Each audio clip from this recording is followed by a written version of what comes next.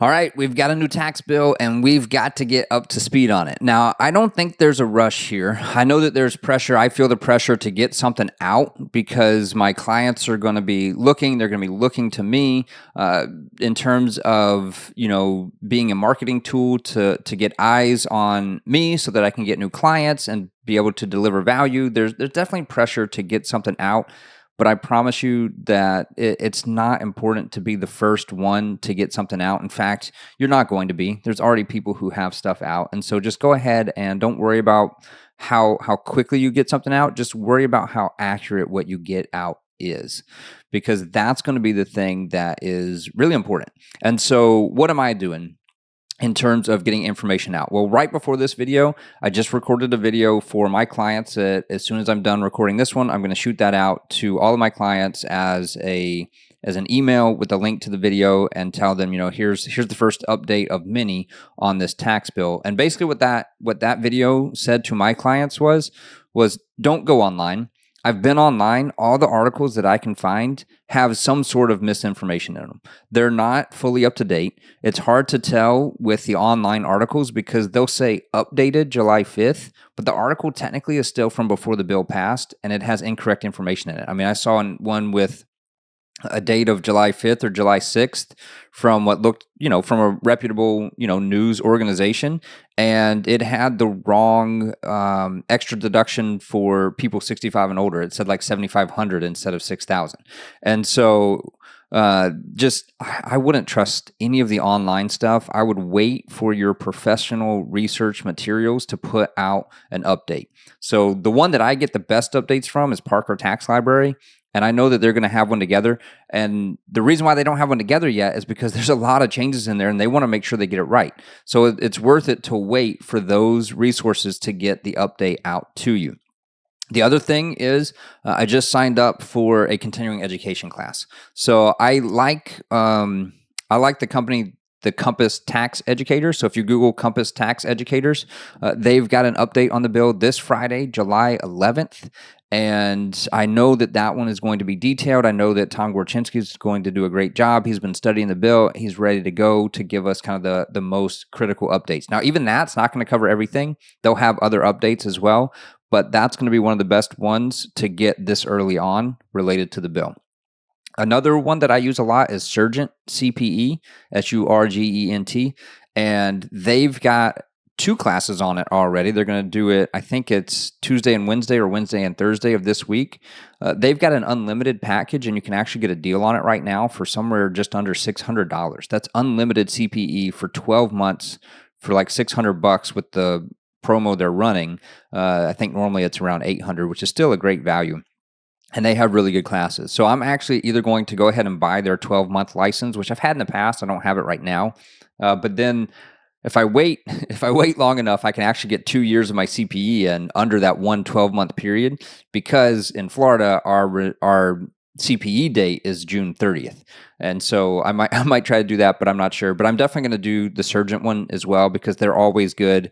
And they've got them out now as well, whether I buy it as a one-off class or if I go ahead and do the unlimited.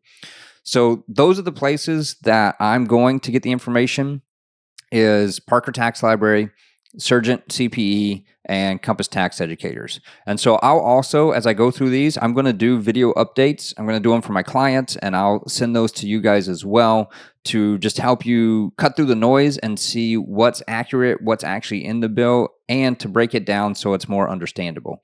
So that's just what I wanted to get out to you today, was kind of, hey, what's my plan for moving forward on this? I'm not in a rush, and I want to make sure that I get the information accurate. But I did send some communication to my clients to say, look, I'm not away on vacation, or I'm not, completely missing the boat here. I know that you have questions about this. I'm going to get them to you, but I'm going to get them to you in an accurate manner, and that's going to take time. Anyone who's getting information out this fast that's comprehensive probably is missing a few things, and there's nothing super urgent in it. So just kind of wait, and I'll get it to you. Trust me, I'll get it to you as we need it. The 2 things that I did tell them were time sensitive were the electric vehicle tax credit.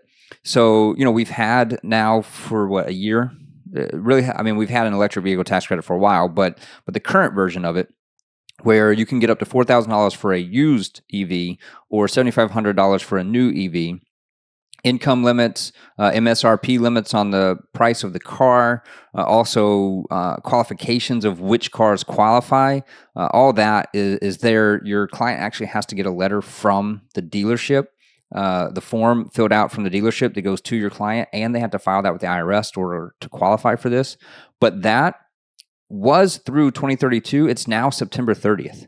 So September 30th of this year, so less than 2 months you have if you want to purchase an electric vehicle and you qualify for and want to get one of those 2 tax credits. That just accelerated that up to September 30th. And so that is pretty time sensitive. The other one is solar. Solar panels or batteries on your house that qualify for the 30% tax credit. That 30% tax credit was set to run through 2034. It is now only through December 31st of 2025. So you have between now and December 31st to qualify for the solar credit of 30% for solar or batteries that you put on your house. And the tricky thing with that one is the system has to be installed in order to qualify. So if you put down a deposit and you sign a contract and they don't finish the installation until January of 2026, under old law, you would get the tax credit in 2026, not in 2025 when you paid for it. Even if you paid fully upfront in cash, when you paid for it and signed the contract, that's not the date that you qualify. It's the date that the installation is complete.